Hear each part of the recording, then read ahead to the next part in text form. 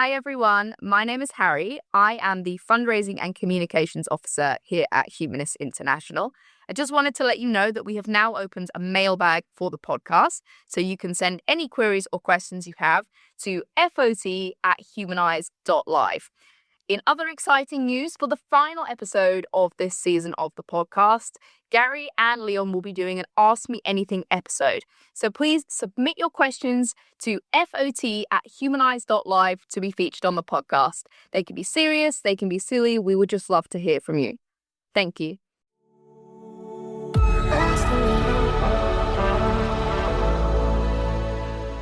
Welcome to Freedom of Thought, a podcast by Humanist International, with me, Leon Langdon. And me, Gary McClelland. Each week, we'll be discussing news, research, policy developments, and campaigns related to freedom of thought around the world. And this week, and shortly, you'll hear our interview with Dr. Lucy Potter, who's doing research on non-religious asylum claims in the UK. And we have a great and wide-ranging chat about the international landscape of it and recommendations for policymakers. And I think that's really exciting. Gary, meanwhile, you've been in Canada for the last couple of days, if I'm not mistaken. That's right. Last week I was in Montreal and Ottawa for a few days. I was meeting with Janalee Morris, who's the Executive Director of Humanist Canada, who I think we'll be speaking to very soon on the podcast, Leon. We were just at the hotel, the Westin Hotel in Ottawa, putting together some final preparations for the World Humanist Congress, which kicks off in just about 5 months' time. In addition to that, I went over to Montreal to meet with the Humanist Association of Quebec, the French-speaking part in Canada, to talk to them and encourage them to come along to the World Humanist Congress as well.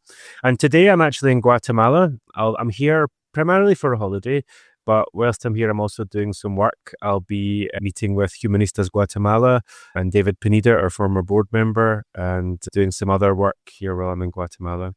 What about you, Leon? How have you been? What have you been working on? I've been doing a lot less with my language skills than you, I would imagine, given your English, French and Spanish visits lately.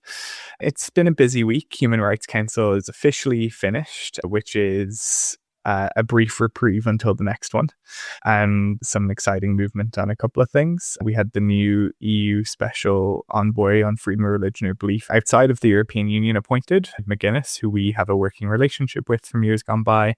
Within our sort of, welcoming of her to the position, we also took the opportunity, obviously, to reiterate our consistent issues with that position, which people can read about in more detail on our website, where we've done a lot of work on it. But major issues around transparency with that appointment that we're dealing with behind the scenes, among other things, in terms of the positioning of the mandate and some other stuff. More recently, though, at the UN, and some worrying news, is the ECOSOC member states voted to pick the 19 members of the Committee on NGOs for a 4-year term starting in 2027. So this committee is one that basically gets oversight over civil society, so non-governmental organizations at the UN.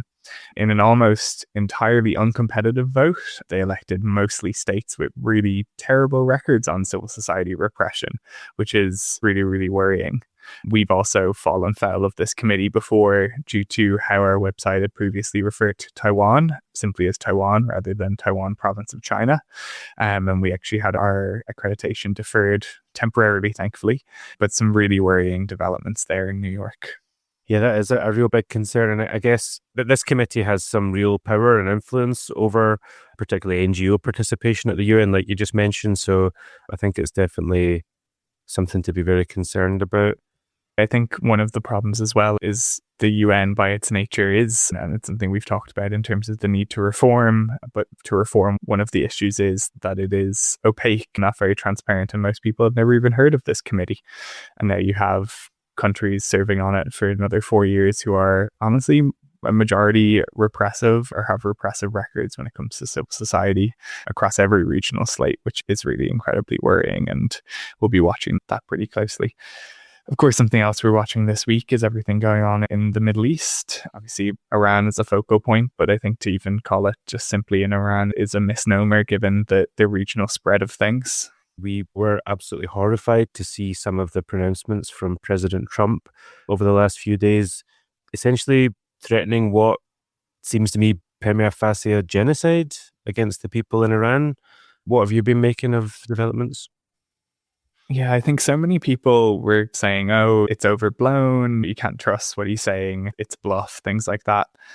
And on one hand, I'll point out that that seems to have been true. But on the other hand, the fact that we have to make these allowances for someone who holds one of the world's, if not the world's largest nuclear arsenal, who holds the army that he does, the background that he does, I think they're excuses that we have to take that stuff seriously. If another person with power and influence and the ability to actually commit genocide or war crimes was threatening them, we would be looking at assessing them under some sort of law of incitement or some sort of legal criminal regime. But that doesn't seem to be the case here. And as always, I think our concern is just with the people of Iran, like the people who, okay, they weren't, bombed back to the Stone Age on Tuesday evening, but that threat still looms. Meanwhile, Israel continued to bomb southern Lebanon. The people who are being hurt are around the Middle East, and they're dying in their tens of dozens on a daily basis right now.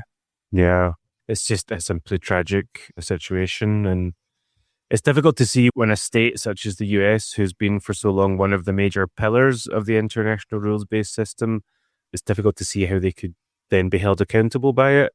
I guess we are really in uncharted territory now with the rules-based system. I think so much of the concern as well is around oil and the Strait of Hormuz, which is all incredibly legitimate on one hand, to do with the cost of living going up, people not being able to heat their homes across the world, people not being able to travel for emergencies and things like that. But I think ultimately that is secondary to the death and destruction being wreaked on a frankly daily basis at this point. And seeing what the next 2 weeks look like will be, I don't want to use the word interesting, but I think it's a moment of held breath, bated breath for a lot of us in the sort of International Human Rights Committee who feel quite powerless in all this, as you point to. Yeah. Well, I guess in this week's podcast, we can at least hopefully have some good news to share. So we have an interview with Dr. Lucy Potter, a postdoctoral fellow in the Department of Sociological Studies at the University of York. She recently published a landmark study called Freedom of Religion or Belief for All, Recognizing and Protecting the Non-Religious in the Asylum System, based on 3 years of research into how the UK asylum system treats people fleeing persecution for leaving their religion. Her findings reveal a troubling pattern. Non-religious asylum seekers are routinely misunderstood and failed by a system. We're delighted to welcome Dr. Potter to share more about her findings and recommendations. Lucy, welcome to Freedom of Thought. Thank you for the invitation, Gary and Leon. So I guess, Lucy, it'd be good to start maybe just with a bit of an idea of what it is that drew you to this area of research and what inspired you or motivated you to start your research in this area. Yeah, thank you for the question. This research came about in 2018. So a Pakistani humanist and former Muslim was denied asylum in the UK because the Home Office didn't consider him to be a genuine humanist. And the reasons given for his rejection was that he couldn't name ancient Greek philosophers who supposedly held humanist beliefs. And the Home Office had referred to Plato and Aristotle here, which was ironic because they were actually religious. And so this case demonstrated that there was really significant misunderstandings in how the Home Office understand humanist beliefs, but not only humanist, non-religious worldviews more widely, and then wouldn't know how to assess their claims when it comes to asylum. And this is obviously really important because non-religious people are at risk globally of persecution, and asylum protections need to be put in place for their identity specifically. And I was also drawn to do the research originally because there was actually no empirical research at the start. So there wasn't many papers or studies at all on this topic, and it felt really important to do. And then from a academic background, I came from philosophy and then went into sociology, and I've always been interested in kind of power dynamics, religious beliefs, and then as well as non-religious. And I thought when I saw this project, I thought it was perfect for me to do. And Lucy, then what were the core findings of the 3 years of research? The research found two major issues with the British asylum system. Okay, so the first being that the whole system itself was poorly equipped to assess non-religious based claims.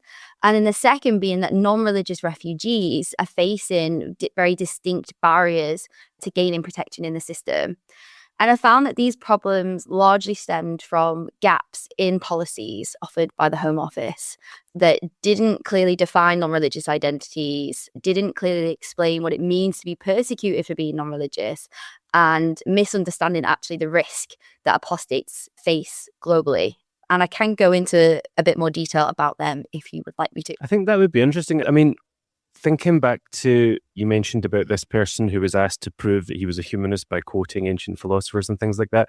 I suppose it is just an interesting thing to reflect on, that I suppose humanist beliefs in that sense are sort of non-doctrinal in a traditional religious sense. And it's not as if we have a creed or some sort of statement of principles that, in a kind of dogmatic sense, that people can be asked to verify. I suppose, what was that difference in belief and in the kind of category of belief, maybe? Was that a challenge for you in your research?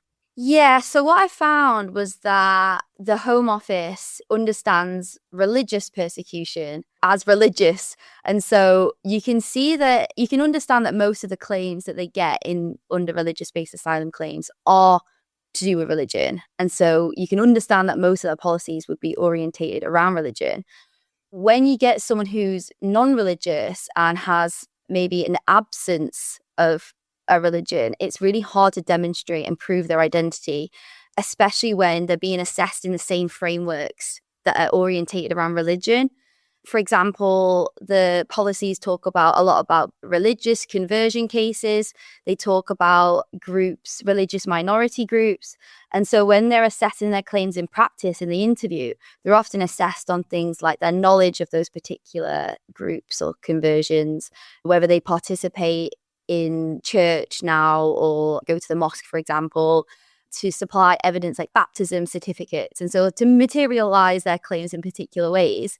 But if you are non-religious or having left a religion, you don't usually have these same markers of evidence that religious people can show.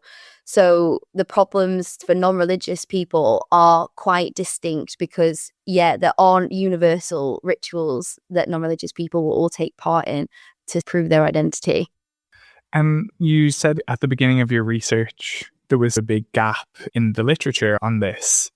Would you say that's generally on non-religious views or on the rights of non-religious people? I know I found that sometimes it is hard to get empirical studies. We see a lot more kind of sources from organizations actually like ours, more so than peer-reviewed research on that.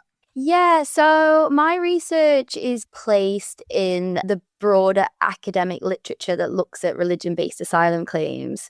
So when I first started researching it, you can see quite a few studies that are about religious conversion, and these are most commonly understood from people who've left the Islamic faith and become Christian.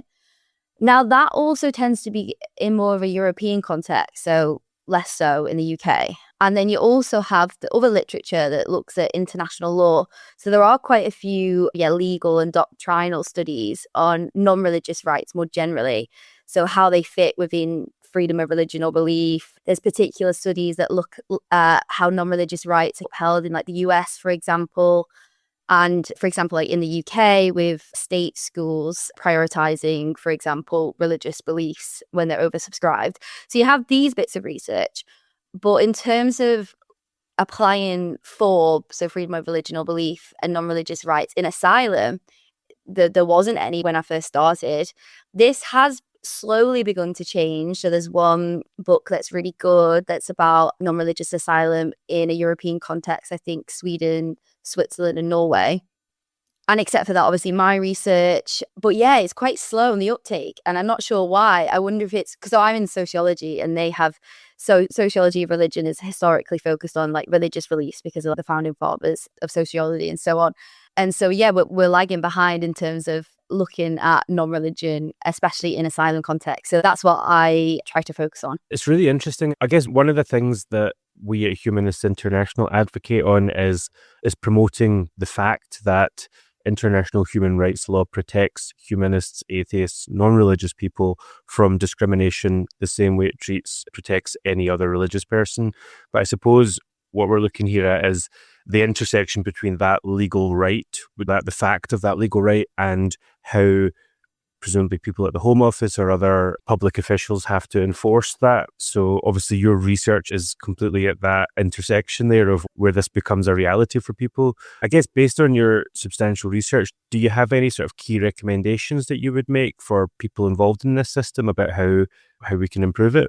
Yes. So after I wrote my thesis and as part of the fellowship that I have now at the University of York, so I wrote a report that is much more accessible to read than my thesis. It's got the clear empirical findings of the barriers that non-religious people face when claiming asylum.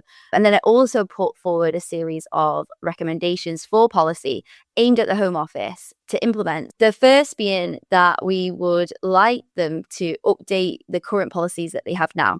So, for example, they have a policy called assessing credibility, and that is guidance on how to assess someone's genuine credibility of a particular claim. There isn't much information in there about how to assess the credibility of someone who has a non-religious belief, and which we said is a problem because it's really difficult to prove an absence of something. Then in conducting, they have a document called Conducting Asylum Interviews, and in that they break down the particular grounds of the Refugee Convention with advice on how to ask questions about those particular grounds. It does mention religion or belief in that document, and it does acknowledge that non-religious beliefs are not codified in the same way as religious conversion, and so shouldn't be asked in the same way. However, my research found that in practice, this wasn't followed, and that non-religious people are being quizzed through knowledge-based questioning and like trivia-based questionings, like we've said about the philosophers. And I think this is because there isn't a policy on its own that recognizes how to assess non-religious claims. So, for example, there is particular documents for specific countries that have information on how to assess claims for religious conversion or religious minorities. And so my research calls on the Home Office to create a similar document that is specifically dealing with the non-religious. And we really think this should be separated out from broader claims of apostasy because it needs to be recognized because they've acknowledged themselves, they are codified differently.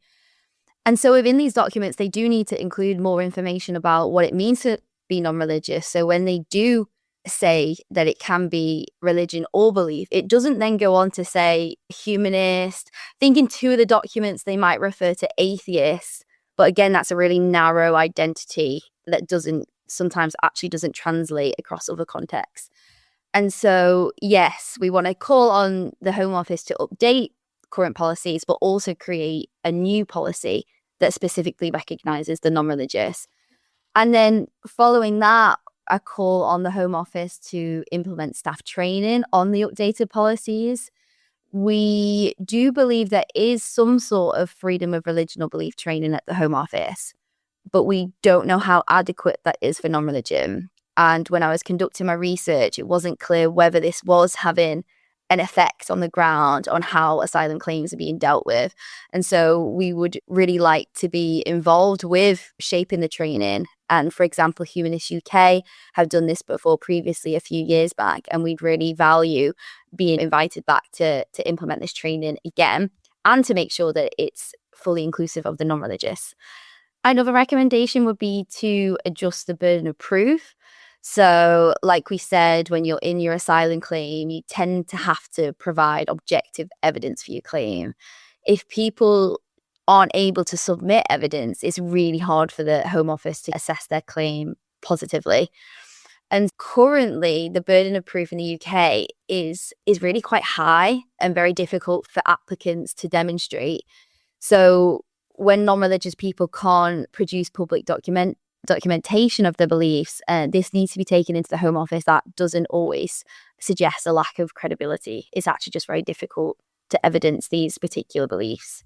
And so, yes, these are just some of the recommendations that we have. And then we think they'll be relatively easy to implement. It's just that the Home Office need to have better awareness of the challenges that non-religious people face and then being able to implement these changes in practice. And what sort of avenues have you been going down? So you've turned the initial research into this subsequent policy recommendations. Have you been able to work, I believe, through UK Parliament and also speak to the UN about some of this, if I'm not mistaken. Yeah, the main thing that I've done recently was the report, the policy recommendations.